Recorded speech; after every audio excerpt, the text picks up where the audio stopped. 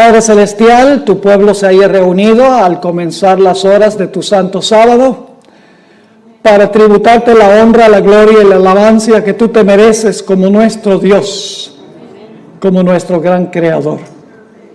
Te pedimos, Señor, que al abrir tu santo libro, tu Santo Espíritu acompañe a tu pueblo. Acompaña especialmente a las visitas en nuestro medio, que puedan comprender el mensaje, recibirlo en el corazón y tomar la decisión de obedecer lo que tú nos enseñas. Gracias te damos por la promesa de tu compañía. Reclamamos esa promesa en el precioso nombre que sobre todo nombre, el nombre de Cristo Jesús. Amén. La Iglesia Adventista del Séptimo Día tiene un concepto de eventos finales muy diferente que todas las demás iglesias. Hay muchas diferencias entre la escatología adventista. Escatología significa los eventos finales que concibe la iglesia adventista y los conceptos que tienen otras iglesias. Esta noche, para comenzar, voy a compartir una de esas divergencias entre la iglesia adventista y la mayoría de las iglesias, por lo menos las iglesias carismáticas, las iglesias pentecostales evangélicas. La mayoría de los cristianos hoy en día creen que se pueden preparar para la venida de Jesús hasta que Él venga. Pero la iglesia adventista cree, en armonía con la Biblia, y lo vamos a comprobar esta noche y también mañana en nuestro tema, que la puerta de la gracia para este mundo se va a cerrar antes que Cristo venga. Todos los casos se van a decidir antes que Jesús venga. Se va a cerrar la puerta de la oportunidad, se va a cerrar la puerta de la gracia. Luego va a pasar un periodo que se conoce como el tiempo de angustia. Y solo después del tiempo de angustia regresará Cristo en poder y gloria para reclamar a su pueblo. Es decir, la iglesia adventista, en armonía con la Biblia, enseña que si no estamos listos para cuando se cierre la puerta de la gracia, no vamos a estar listos para la segunda venida de Jesús. Ahora ustedes dirán, pastor, ¿a dónde enseña la Biblia este concepto? Antes de compartir 11 ejemplos de la Biblia, de los cuales vamos a estudiar algunos esta noche y algunos mañana, permítame mencionar que en todas las historias que vamos a examinar hay varios comunes denominadores, es decir, elementos que tienen estas historias en común. En primer lugar, en cada una de las historias hay un remanente fiel. En cada una de estas historias hay enemigos del remanente fiel. En cada una de estas historias hay un tiempo de angustia para el remanente fiel porque los enemigos quieren acabar con ellos, los aborrecen. En cada una de las historias encontramos que la fe de los fieles de Dios es severamente probada en el tiempo de angustia. En cada una de estas historias notamos que Dios se demora en responder a las oraciones de su pueblo, porque su pueblo ora que Dios por favor los libre de manos de sus enemigos, pero Dios no responde inmediatamente. Dios demora en responder a las plegarias de su pueblo. Y el último punto que tienen todas estas historias en común es que finalmente Dios interviene después de la demora para librar a su pueblo. Repito nuevamente los elementos que tienen en común estas historias. Número 1, un remanente fiel. Número 2, un enemigo o enemigos del remanente. Número 3, por la enemistad de los enemigos, el pueblo de Dios pasa por un terrible tiempo de angustia. Su fe es severamente probada. Dios no responde inmediatamente, demora en responder a las plegarias de su pueblo para que Dios los libre. Pero finalmente Dios interviene y libra a su pueblo del tiempo de angustia o la crisis por la cual estamos pasando.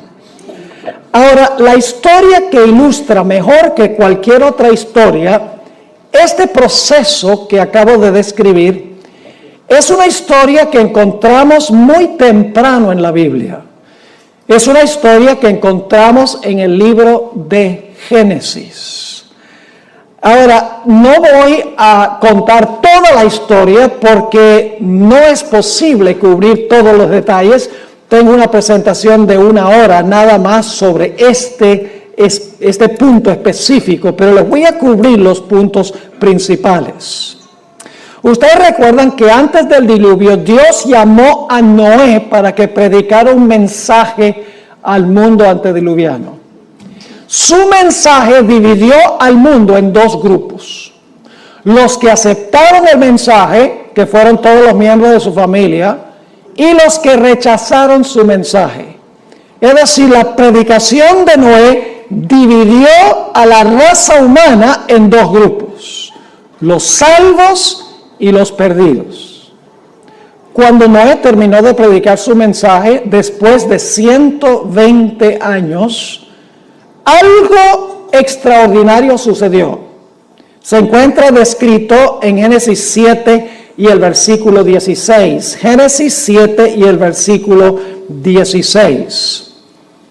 Dice allí, ¿qué sucedió cuando Noé terminó su predicación? Hablando de los animales que vinieron al arca, dice, y los que vinieron, macho y hembra de toda carne vinieron, como le había mandado Dios, y Jehová le cerró la puerta. ¿Qué hizo Jehová? Cuando Noé terminó de predicar, Jehová le cerró la puerta.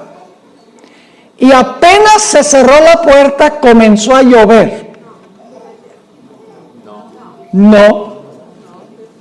Eso no lo dice la Biblia.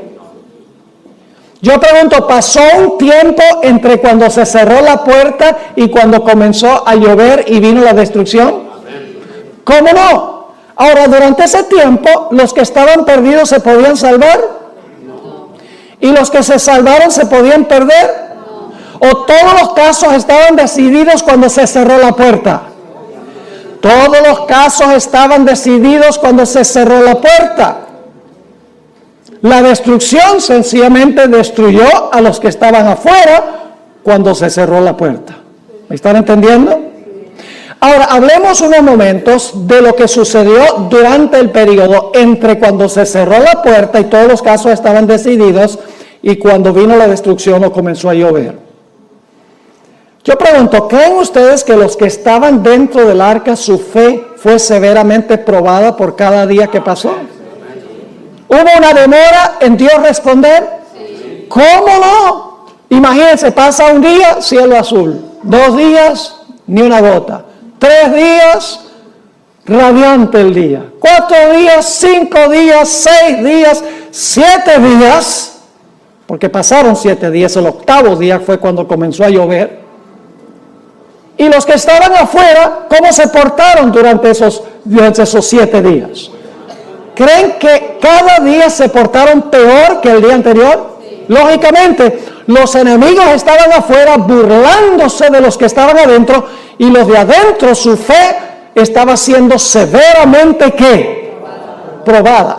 Los que estaban afuera burlándose no sabían que estaban perdidos y los que estaban adentro sabían por la promesa de Dios que iban a ser preservados, pero hubo una demora en Dios intervenir para librarlos. Es decir, hay un periodo de tiempo entre cuando se cierra la puerta, termina la predicación, ya nadie se puede salvar, y cuando finalmente viene la destrucción.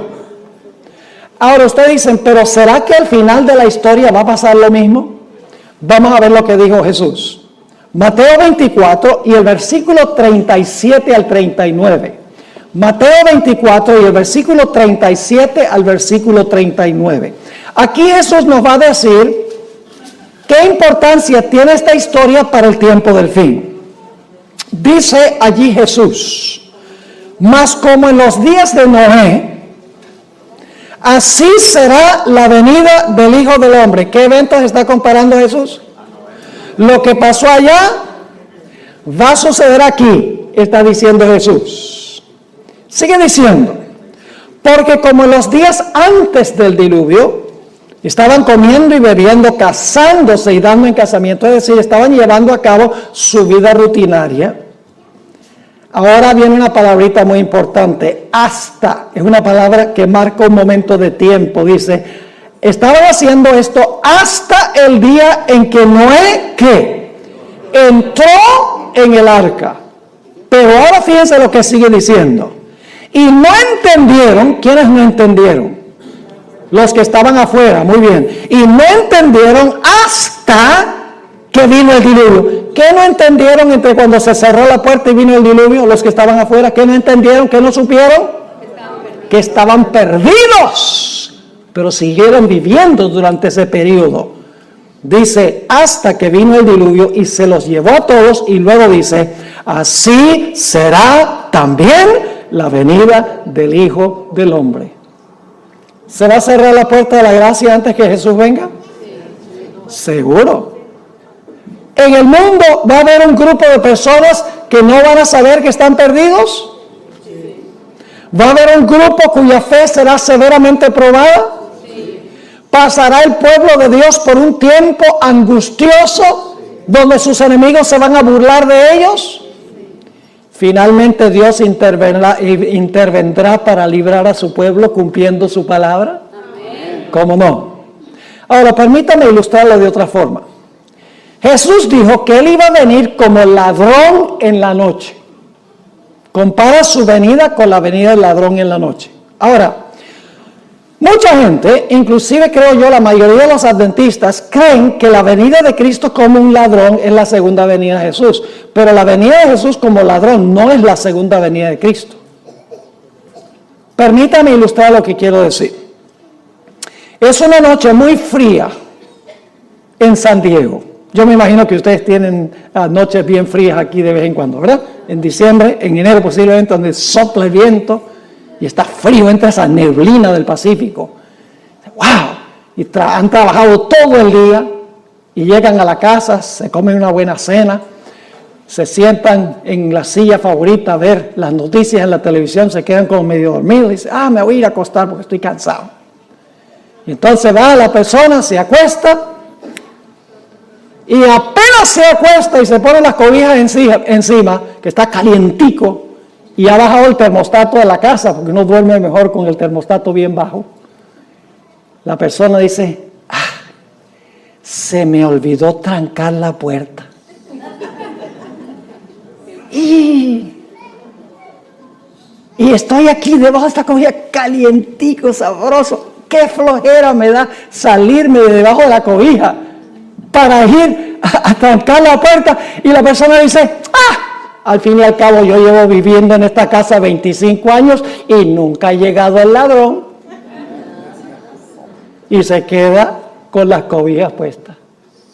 A medianoche, porque Jesús dijo que vendrá como un ladrón a medianoche. A medianoche, a que no adivinan quién llega. El ladrón llega, exactamente. Y el que está en la casa está ¿qué? Durmiendo. No sabe que el ladrón ha venido. Y el ladrón entra a la casa y se roba la cámara de video, se roba el celular, se roba el dinero que consigue, mejor dicho, se roba todo lo que tiene valor y se va. Los que están adentro de la casa no saben que el ladrón ha venido. ¿Cuándo descubren los que están en la casa que el ladrón hizo una visita? Cuando se despiertan por la mañana, pero ya para ese momento es demasiado tarde. Cuando Jesús dice que Él va a venir como ladrón, lo que está diciendo es que Él va a cerrar la puerta de la gracia, y si no estamos velando, si no estamos listos, seremos tomados por sorpresa, y solamente cuando Cristo venga nos daremos cuenta que estamos perdidos. ¿Me están entendiendo lo que estoy diciendo? Y ahora escuchen bien lo que voy a decir. Muy importante. Tenemos un momento en la historia de este mundo cuando se va a cerrar la puerta de la gracia para todos los seres humanos. Pero si usted se llega a morir esta noche, su puerta se cerró. Su puerta individual. Porque la Biblia dice que Dios establece que el hombre muere una vez y después de eso viene el juicio. Es decir, no podemos decir, bueno, yo me voy a preparar y voy a estar listo cuando se cierre la puerta de la gracia. O yo voy a demorar porque la puerta de la gracia no se va a cerrar todavía porque no ha llegado la ley dominical.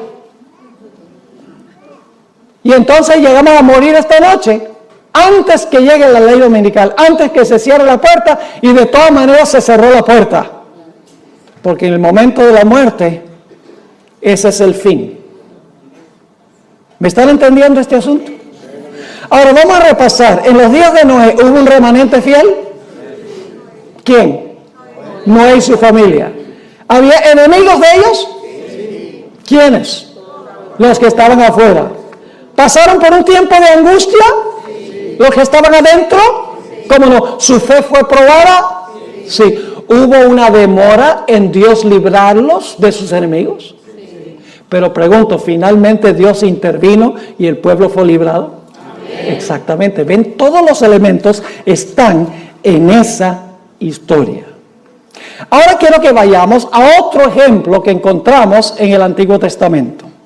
Vamos a Daniel, el capítulo 12 y el versículo 1. Ya que tenemos el patrón, ya que tenemos el modelo de cómo funciona esto con los comunes denominadores, ahora queremos examinar varias historias que nosotros encontramos en las Escrituras, además de la historia que usamos del diluvio y de la venida del ladrón. Daniel 12 y el versículo 1. Ahora, antes de leer este versículo, necesito darles un poquito del contexto. Si ustedes leen el capítulo anterior, el capítulo 11, los versículos 44 y 45, van a descubrir que se habla allí de un poder que se denomina el Rey del Norte. Ahora, no se confundan sobre quién es el Rey del Norte que viene a atacar al pueblo de Dios, porque dice que va a salir para destruir y aniquilar a muchos. Es decir, es un poder perseguidor que va a tratar de acabar con el pueblo de Dios. Ustedes pueden leerlo ahí en Daniel 11, 44 y 45. Ahora escuchen. En la Biblia, este poder perseguidor se describe con diferentes nombres.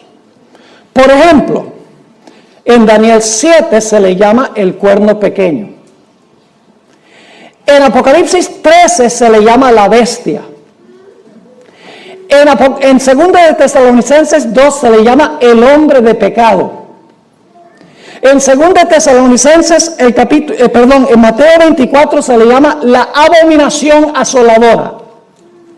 En Apocalipsis 17 este poder se le llama la ramera. Y en 1 de Juan, el capítulo 2, se le llama el anticristo. Todos esos nombres se aplican al mismo sistema. Son perspectivas distintas del mismo sistema. Así que el Rey del Norte es lo mismo que el cuerno pequeño o la bestia.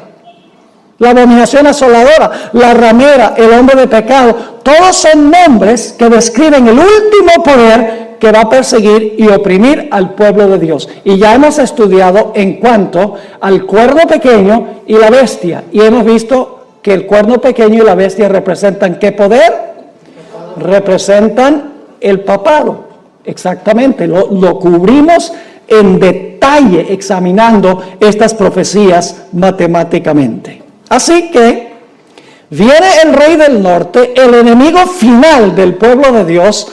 Y los versículos 44 y 45 del capítulo 11 dice que va a salir para destruir y aniquilar al pueblo de Dios.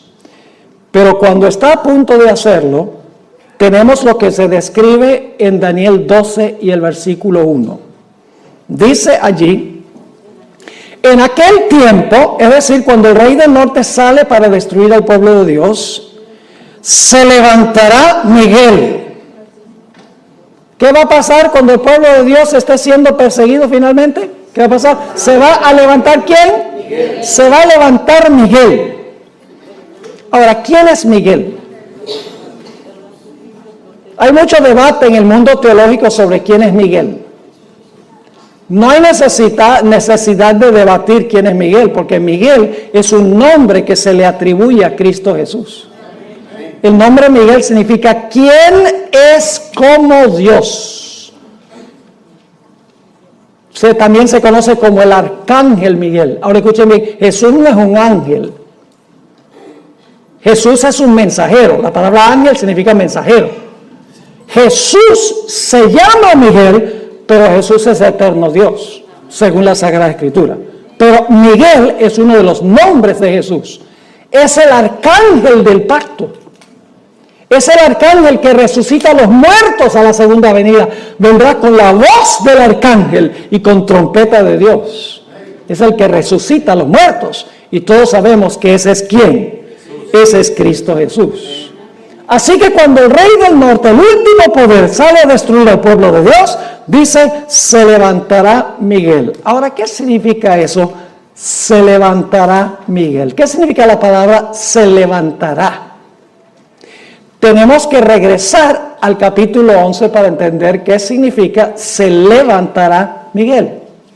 Vamos a Daniel, el capítulo 11 y el versículo 2 y el versículo 3. Daniel 11 y el versículo 2 y el versículo 3.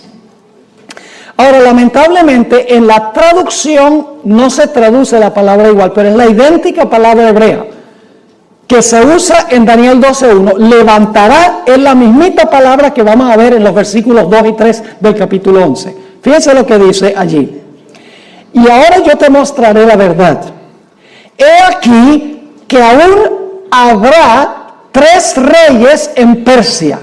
Esa palabra habrá se podría traducir, se levantarán 3 reyes en Persia. ¿Qué significa eso? Que de aquí en adelante se levantarán 3 reyes en Persia. Significa que después de eso van a reinar 3 reyes en Persia, ¿sí o no? Van a ocupar el trono 3 reyes en Persia. Se van a levantar para gobernar. Ahora, note que sigue diciendo aquí, ahora yo te mostraré la verdad, he aquí que aún habrá o se levantarán 3 reyes en Persia, y el cuarto se hará de grandes riquezas más que todos ellos, y al hacerse fuerte con sus riquezas, levantará a todos contra el reino de Grecia. Y luego dice, se levantará luego un rey valiente. Esa palabra levantará es la mismita palabra que se usa en Daniel 12:1. ¿Qué significa eso? Que se levantará luego un rey valiente. Significa que un rey valiente va a comenzar ¿a qué? A reinar o a gobernar. Así que dice, el cual dominará con gran poder y hará su voluntad. Así que, ¿qué significa cuando dice que Miguel se levantará? Significa que Miguel va a comenzar a reinar. ¿Me están entendiendo lo que estoy diciendo? Ahora escuchen bien. ¿Qué es el reino de Cristo? Generalmente nosotros pensamos del reino de Cristo en términos geográficos. Decimos, el reino de Cristo es este mundo, es este planeta. Pero ¿saben lo que es el reino de Cristo? El reino de Cristo se compone de los sujetos de su reino, de los fieles que pertenecen a su reino. Ahora yo pregunto, ¿cómo se determina quién es un fiel miembro del reino de Jesús? ¿Cuándo se determina quiénes son fieles miembros del reino de Jesús? Se determina en otra doctrina que en realidad ninguna iglesia enseña, sino la iglesia adventista. Se determina en el juicio investigador antes de la segunda venida de Jesús. Antes que Jesús venga, se van a investigar los casos de todos los que profesaron el nombre de Jesús. Todos los que dijeron seguir a Jesús, se van a examinar sus casos para ver si su profesión es genuina o no. Y usted dice, ¿por qué se va a hacer eso? Bueno, déjame preguntarles, ¿en la iglesia hay trigo y cizaña? ¿Sí? ¿La cizaña se parece al trigo? ¿Las cizañas son personas que profesan servir a Jesús? Entonces, ¿en algún momento hay que distinguir entre el trigo y la cizaña? ¿En la iglesia hay vírgenes sabias y vírgenes fatuas? ¿Las fatuas también profesan seguir a Jesús? Sí. Tienen lámparas y las lámparas tienen aunque sea un poquito de aceite. Lo que no tienen es aceite extra. Yo pregunto, ¿en la iglesia hay buenos peces y malos peces? Sí. Jesús usó la parábola de la pesca. Y nosotros somos los pescadores, el barco es la iglesia y el tirar la red es la predicación del evangelio. Y cuando usted tira la red, usted pesca solo pececitos buenos. No. En la iglesia hay peces buenos y peces malos. ¿Hay que hacer alguna separación? Yo no les voy a contar la historia, pero cuando yo crecí en Venezuela, íbamos a una isla que se llama Margarita, en vacación, nosotros la familia, y nos gustaba ir a una playa que se llamaba El Tirano, a donde entraban los pescadores tempranito por la mañana. ¿Y sabe qué hacían? Llegaban a la playa con las redes, y las redes tenían toda clase de animal marino. Tenían tiburones pequeños, estrellas de mar, tenían pulpos, tenían un pez así con una cabeza bien grande, con un cuerpo así delgadito, le dicen sapo allá, que tenía unas púas así venenosas, era como un bagre. Y los pescadores se sentaban en la orilla y tenían una canasta para los peces buenos y otra canasta para los peces malos, o por los animales marinos malos. Había que hacer una obra de ¿qué? De separación. La red del evangelio reúne peces buenos y peces malos, pero en el juicio Cristo examina para ver quién es quién. Yo pregunto, ¿en la iglesia hay personas que tienen apariencia de piedad, pero en realidad no tienen el poder de la piedad? Lo dice el apóstol Pablo. Yo pregunto, ¿inclusive hay ministros que se disfrazan como ministros de justicia? El apóstol Pablo lo dice. Yo pregunto, hay personas inclusive que dicen Señor, Señor, y echan demonios, y dan profecías, y hacen milagros, que Jesús va a decir, yo no los conozco a ustedes, apartados de mí, obradores de maldad. ¿Entienden por qué Cristo tiene que hacer una obra de separación antes de la segunda venida? Él tiene que demostrar quiénes son súbditos de su reino antes de regresar. Y cuando haya mostrado en el juicio quiénes en verdad son miembros de su reino está completo y se cierra la puerta de la gracia. Así que el levantarse de Miguel, que se menciona aquí, sencillamente significa que Jesús ha terminado su obra de juicio en el santuario celestial. Todos los casos están decididos para vida o para muerte. Y ahora Jesús se va a levantar para reinar sobre su reino, porque su reino, sus súbditos están ¿qué? Completos. Pero yo pregunto, ¿los súbditos de Jesús van a pasar por un tiempo de angustia aún cuando se cierre la puerta? Vamos otra vez a Daniel 12:1 para que ustedes vean. Dice, en aquel tiempo se levantará Miguel porque su reino está completo. Se ha mostrado quiénes son los súbditos de su reino en el juicio. Dice, el gran príncipe que está de parte de los hijos de tu pueblo, es decir, es el defensor de su pueblo. ¿Y qué va a suceder? Después que se levanta, después que se cierra la puerta, que Cristo comienza a reinar, ¿qué va a suceder? Dice, y será tiempo de angustia. ¿Va a pasar el pueblo de Dios por el tiempo de angustia? ¿Sí o no? Según este texto, el pueblo de Dios va a pasar por el tiempo de angustia. ¿Qué enseñan hoy las iglesias evangélicas? Enseña que cuando Cristo venga en el rapto, se va a llevar a todos los fieles al cielo. Y aquí van a quedar nada más los judíos para sufrir, como si no han sufrido suficiente ya. Para ellos, el pueblo de Dios no va a pasar por el tiempo de angustia, y por lo tanto, cuando se encuentren en el tiempo de angustia, no van a tener la fe necesaria para pasar por ese periodo. Porque si usted no cree que va a pasar por un tiempo de angustia, usted no se va a preparar. Por ejemplo, si el servicio climático le dijera a usted que va a haber un huracán en la Florida, ¿usted se prepara en San Diego? No, pues no va a pasar en San Diego. ¿Me están entendiendo lo que estoy diciendo? Si usted no cree que va a pasar por el tiempo de angustia, ¿para qué se va a preparar para ese evento? La mayoría de los seres humanos serán tomados por sorpresa durante el tiempo de angustia sin ninguna preparación, y muchos adventistas también. Así que dice, será tiempo de angustia, cual nunca fue desde que hubo gente hasta entonces. Ah, pero aquí viene la buena nueva. Sí, el pueblo de Dios va a pasar por el tiempo de angustia, pero Cristo se va a levantar para defender a su reino. Porque dice, pero en aquel tiempo será que libertado tu pueblo, todos los que se hallen escritos, ¿dónde? Todos los que se hallen escritos en el libro. ¿Cuándo fue que fueron confirmados en el libro? ¿Cuándo fueron confirmados en el libro? ¿Creen ustedes? Durante el juicio. Eso demuestra que hubo un juicio. Y se confirmó su nombre en el libro de la vida. Y usted dice, pastor, ¿se confirmó? Sí, porque cuando nosotros recibimos a Cristo Jesús como Salvador personal, cuando profesamos a Jesús, Jesús anota nuestro nombre en el libro de la vida.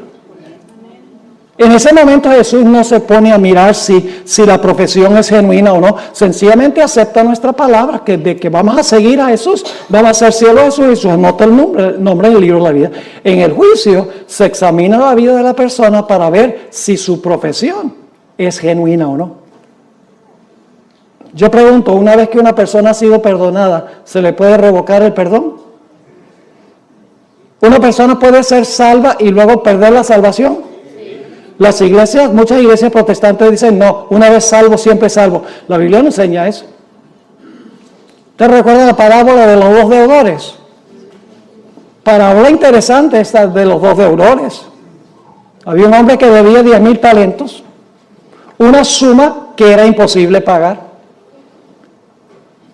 Había desfalcado los fondos del dueño, es decir, le había robado a su maestro, a su amo. Y el amo dice, ven acá, este es el juicio, ven acá. Y examina y dice, mira, tú me debes 10,000 talentos, págame. Dice, yo no tengo con qué pagar, dame tiempo y te pago. ¿Qué tiempo? Aunque te dé 1,000,000 de años, no tienes para pagar eso. Es una deuda impagable. Y el hombre llora y clama y dice, por favor, perdóname la deuda, o dame tiempo, yo pago la deuda. Finalmente, como clama al dueño, el dueño le dice, mira, voy a hacer algo mejor, porque tú clamaste por misericordia y yo te voy a perdonar la deuda. Y él dice, ¿así nomás? Sí, porque clamaste a mí, la deuda queda cancelada. ¡Wow! Este hombre dice, fabuloso. Y sale saltando del lugar, sale contento. Me perdonó una deuda que yo no podía jamás pagar. Y cuando sale por la puerta encuentra un individuo que le debe 100 denarios. El equivalente de 100 días de trabajo. El jornal era un denario. Y se lo encuentra y le dice, mira, tú me debes 100 denarios, págamelos. Y este individuo hace lo mismo, clama y dice, ay, por favor, dame tiempo que yo te lo pago. Y dice, ¿qué tiempo?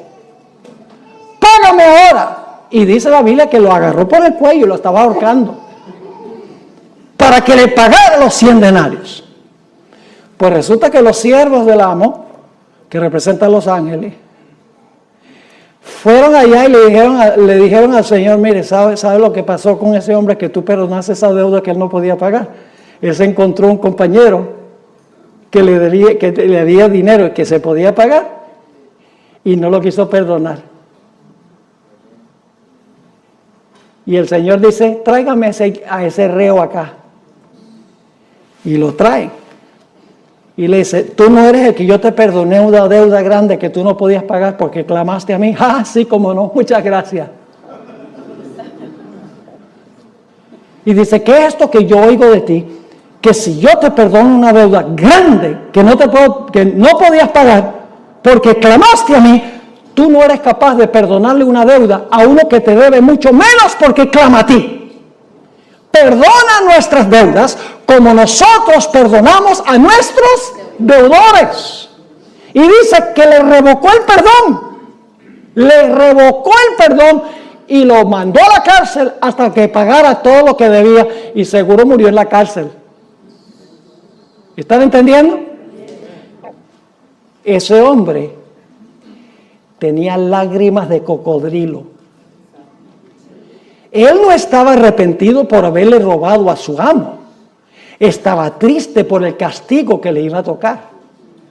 Y se demostró por la forma en que trató a sus semejantes. ¿Están entendiendo este asunto? Así que, mis queridos hermanos y hermanas, Cristo va a librar a su pueblo, todos los que están escritos en el libro, cuyos nombres son confirmados en el libro, en el juicio, a donde se examina a cada profeso seguidor de Jesús. Ahí está en Daniel 12 y el versículo 1. Ahora, quiero que recuerden la palabra libertado. En aquel tiempo será libertado tu pueblo. Mañana vamos a hablar un poquito más de esta palabra. Saben que en Daniel, la palabra libertado se encuentra solamente en 3 capítulos de Daniel. En Daniel 12:1, que leímos. En Daniel 3, los jóvenes que fueron echados al horno de fuego. Y en Daniel 6, cuando Daniel fue echado al foso de los leones. Los únicos lugares en el libro de Daniel a donde se usa la palabra librado o librar.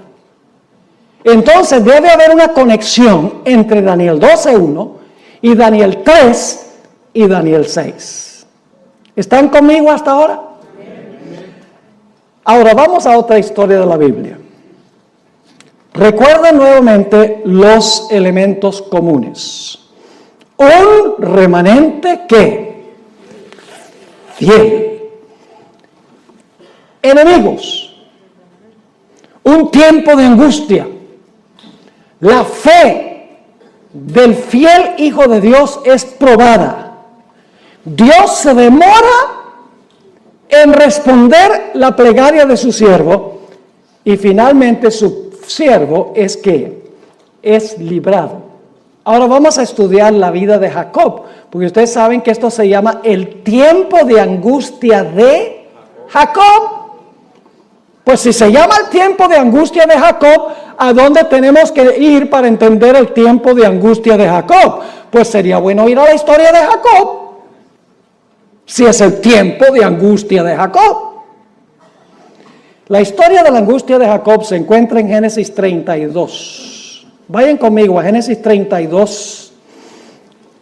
Y les voy a compartir algunos detalles. Por la premura del tiempo no podemos cubrir toda la historia, pero les voy a dar los puntales, los puntos más importantes. En esta historia, Jacob estaba regresando a su hogar después de 20 años de ausencia por haber engañado a su padre y robado la primogenitura a su hermano.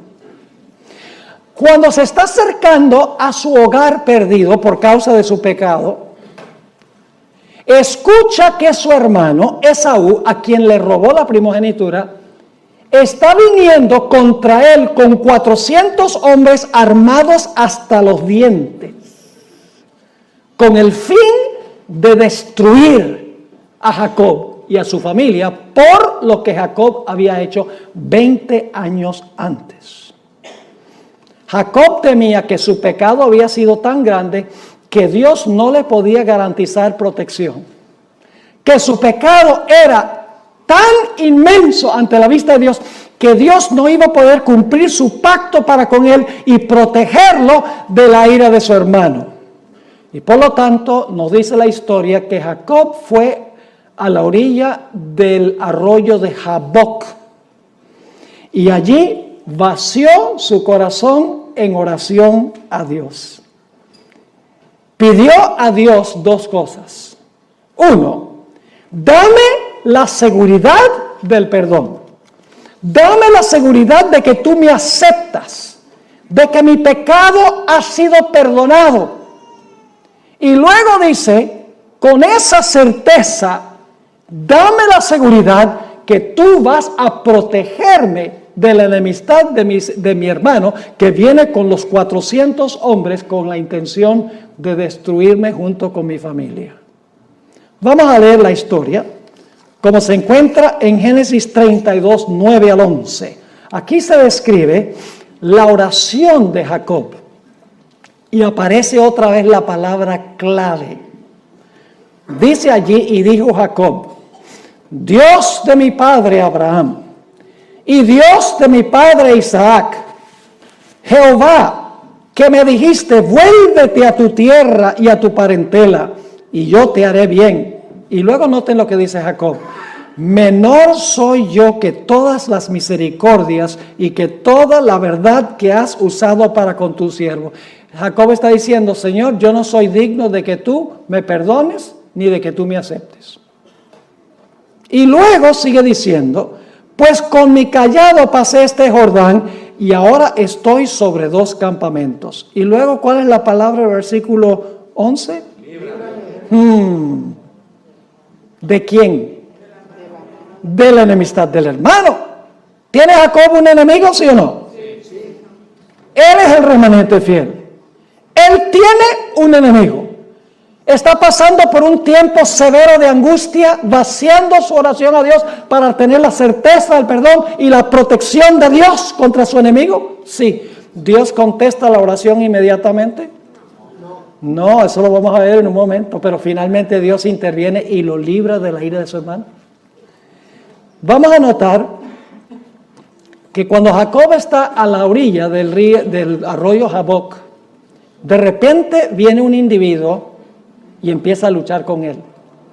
Y él cree que es un enemigo y empieza a luchar con este misterioso personaje. Cuando estaba muy cerca de la mañana se dio cuenta que no estaba luchando con un mero ser humano, que estaba luchando con el ángel del pacto, estaba luchando con Jesús. Lo vamos a ver en unos momentos. Estaba luchando con Jesús. Y cuando estaba por amanecer, Jacob le dice a este personaje, Señor, dame la seguridad del perdón. Dame la seguridad que me vas a proteger de la ira de mi hermano, que no vamos a perecer. Y el ángel le dice, suéltame, que amanece. Me voy. ¿Y qué hace Jacob? Jacob dice, nada de eso. Se aferró de él y dijo, no te soltaré hasta que me bendigas. Y luego, otra vez el ángel dice, suéltame, porque amanece. Jacob dice, no way.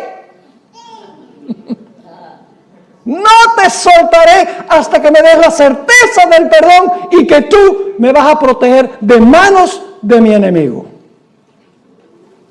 Y nos dice la historia que en ese lugar el ángel bendijo a Jacob. Y luego le cambió el nombre porque su carácter había cambiado. Dios le dijo, tu nombre no será más llamado suplantador. Jacob significa suplantador, alguien que procura robarle el puesto a otro. Sino que tu nombre será llamado Israel, porque has luchado con Dios y con los hombres y has prevalecido. Leamos la historia como se relata en Génesis 32, 24 al 30. Génesis 32 y el versículo 24.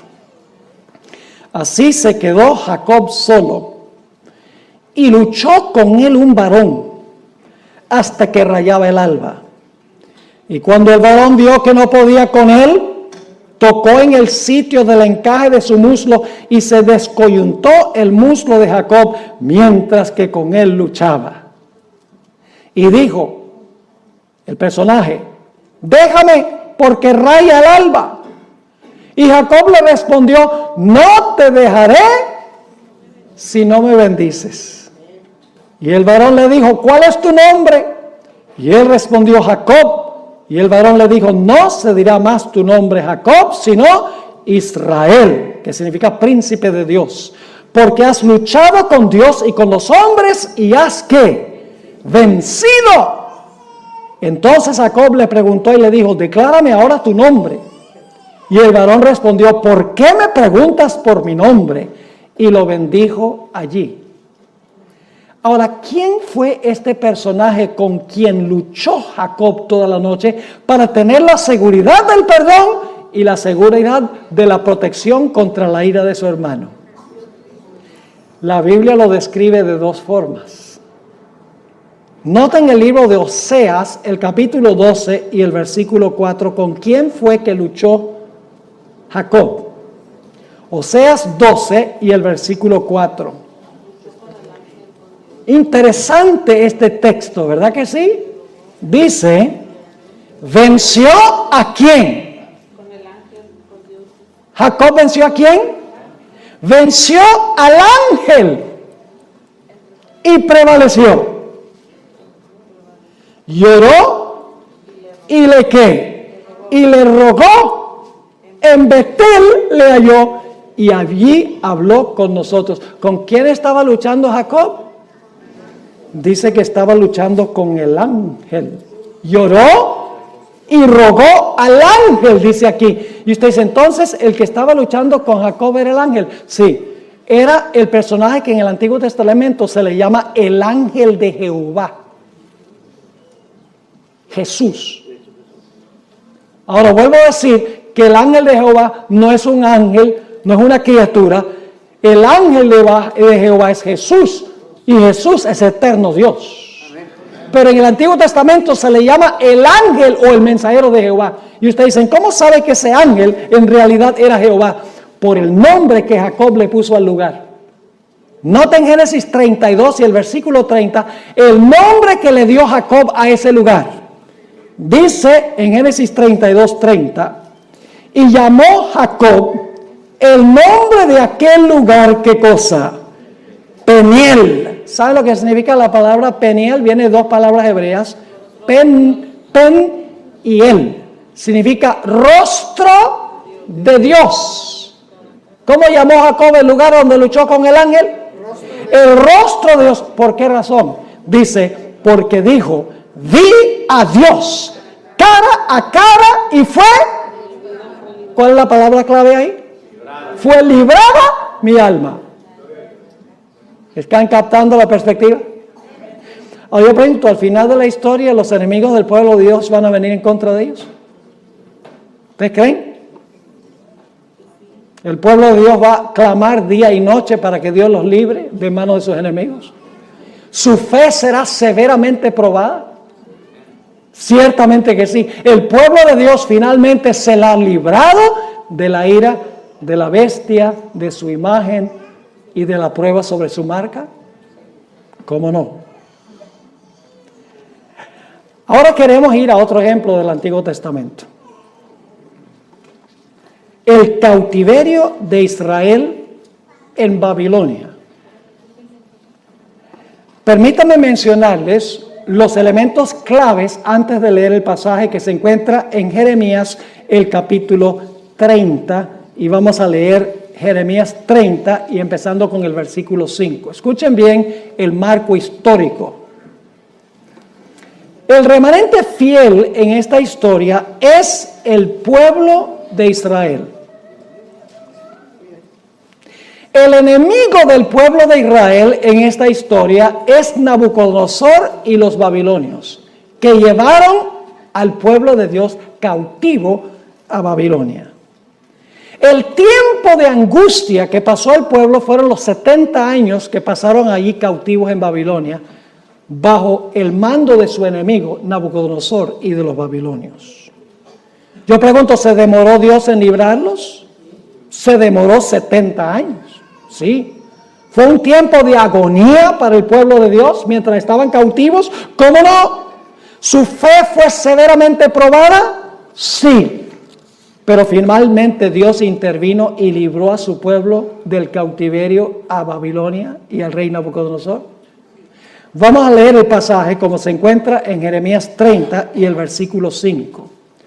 Porque así ha dicho Jehová: hemos oído voz de temblor, de espanto y no de paz. Inquirid ahora y mirad si el varón da a luz. Sabemos que el varón no da a luz, pero estos dolores del pueblo son tan grandes que parecen dolores de una mujer en parto. Inquirid ahora y mirad si el varón da a luz, porque he visto que todo hombre tenía las manos sobre sus lomos, como mujer que está de parto, y se han vuelto pálidos todos los rostros. ¿Pueden captar la agonía y el sufrimiento que se describe aquí? El dolor que está pasando el pueblo de Dios porque están cautivos. Y luego dice en el versículo 7, ¡ah! ¡Cuán grande es aquel día! tanto que no hay otro semejante a él. ¿Recuerdan Daniel, el capítulo 12:1, donde dice que tiempo de angustia cual no se ha visto jamás? Aquí está la expresión, que no hay otro semejante a él. Y luego, ¿cómo se llama este tiempo? Tiempo de angustia, ¿para quién? Para Jacob. Ahora es el pueblo, porque en este tiempo Jacob estaba muerto. Jacob es un sinónimo del pueblo de Israel. Dice, tiempo de angustia para Jacob, pero ahora escuche la palabra clave otra vez. Pero de ella será librado. Gloria a Dios. ¿Están viendo en todas estas historias el tema clave? Mas será librado. En aquel día, dice Jehová de los ejércitos, yo quebraré su yugo de tu cuello, es decir, del enemigo. Voy a quebrar su yugo de tu cuello y romperé tus coyundas. Y extranjeros no lo volverán más a poner en servidumbre, sino que servirán a Jehová su Dios y a David su rey, a quien yo les levantaré. Eso no puede ser el David literal, porque David ya estaba muerto. Está hablando de quién va a reinar sobre su pueblo. No David, sino el hijo de David, que es ¿quién? Cristo Jesús. Vamos a notar otro panorama que da la Biblia. Mateo 24 y el versículo 21 y 22. Hermanos y hermanas, nosotros ni siquiera nos imaginamos cómo va a ser ese periodo. Nosotros ahora vivimos más o menos cómodos. Tenemos nuestra casita, tenemos 1 o 2 carros, tenemos algo de dinero en el banco, tenemos ropa, tenemos libertad para movilizarnos de un lado para otro, podemos reunirnos libremente en la iglesia. Todo eso va a llegar a su fin. El pueblo de Dios lo va a perder todo, lo vamos a ver en la próxima historia que voy a cubrir. Y el pueblo de Dios va a tener que huir y dejarlo todo. ¿Está usted dispuesto a dejarlo todo? Me hace pensar de algunos adventistas que dicen, pastor, a mí no me alcanza el dinero para diezmar. No me alcanza. Y yo les digo, mire, yo tengo una fórmula donde siempre les alcanza diezmar. Diezmen primero. Y cuando digo eso, dice, ay, pero si diezmo primero no me alcanza para pagar las cuentas. Entonces, usted por pagar las cuentas le va a robar a Dios. Y saben que muchos de esos mismos que dicen, no me alcanza el dinero para diezmar, dicen, pero el día que lo tenga que entregar todo por Cristo, lo entrego todo. ¿Y qué le hace usted pensar que si no está dispuesto a devolverle a Dios el 10%, de repente le va a devolver la vida?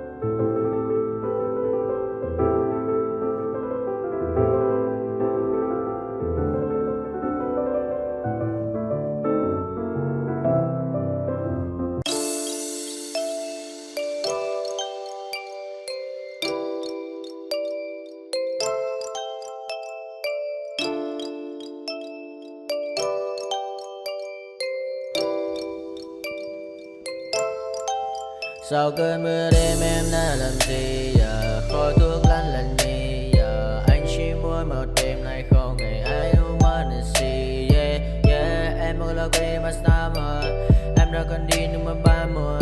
Anh không thể giữ em được bên mình. Bao nhiêu người xóa người ghen tình, bao nhiêu người mấy em mà quên rồi. Vẫn là con má nằm bên tôi, giờ chỉ còn má nằm mòn trôi. Yeah, anh chẳng thể giữ được cho em nhiều điều. Có mấy con mắt điều em mới không muốn, yeah. Em mới không muốn, yeah. Em như muốn bên anh như khi em muốn mơ bên anh. Em nói muốn say, yeah. Để là mơ mà em cần anh, yeah. Bao năm mình mơ chỉ cần nói sai đến anh này. Em không ngồi mãi chỉ cần ai. Bao năm mà sau và em muốn đêm nay em đã trôi. Đã bình qua cảm xúc như cơn mưa kia đang bên tôi. Đã mệt mà đi mà đôi mắt em thật u sầu. Và đi mà đôi mắt em thật màu nâu. Và anh muốn ôm em thật chặt, yeah. Trong khu phố anh ôm lấy một tay không người thắng, yeah. Như cơn mưa anh không ngần lại, yeah. Em đã đi xa đi mất, yeah. Chỉ còn anh một đêm cất, yeah. Nỗi buồn như anh, không ngờ như em, yeah. Ta cùng bên nhau xa rồi. Chỉ còn cơn mưa kia đang nhạt trôi. Và em xa rồi. Chỉ còn anh đêm nơi cơn mây mờ phôi, yeah. Mắt anh đã mở đi mascara. Môi hồng như Evergrande, yeah. Bạn em như cậu AK. Pháo hoa là ta ta ta ta. Anh bay lên trên trời cao, không ngăn đao. I don't ever slow up, no I don't take shit. I got no love for the fakeness. If you wanna play tough and wanna hate this, I'll always show up.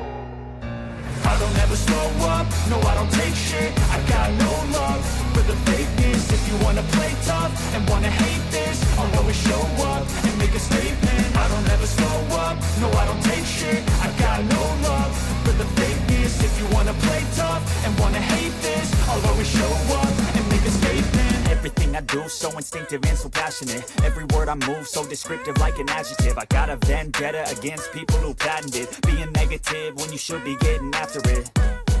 I got facts over tracks, this and that. Spitting slow, spitting fast. I could roast, I could gas. Think I'm okay at last, but I don't know if that can erase all the past. And the pettiness, a reflection of the emptiness. Hilarious, you think you're worth my time, you're delirious. Mysterious, because you hide behind a fake exterior. Inferior, you know I'll always be a bit superior. Get off of me, this ain't no humble brag. I want you to hear words, you can say them back. I want you to feel free from the chains at last. And to believe in what you got, it was built to last, yeah. Now that I've been put through hell, I never got anyone's help. I had to do it all myself. I don't ever slow up, no I don't take shit. I got no love for the fakeness. If you wanna play tough and wanna hate this, I'll always show up and make a statement. I don't ever slow up, no I don't take shit. I got no love for the fakeness. If you wanna play tough and wanna hate this, I'll always show up and make a statement. Gonna learn the consequence of being incompetent. Mental health is confidence, dreams and some honestness. I'm not here to save the day, that's for you to take away. I could play a million mind games, but instead I say something not illogical, something that is topical. Rub it on and watch it go, make yourself unstoppable. Dreams are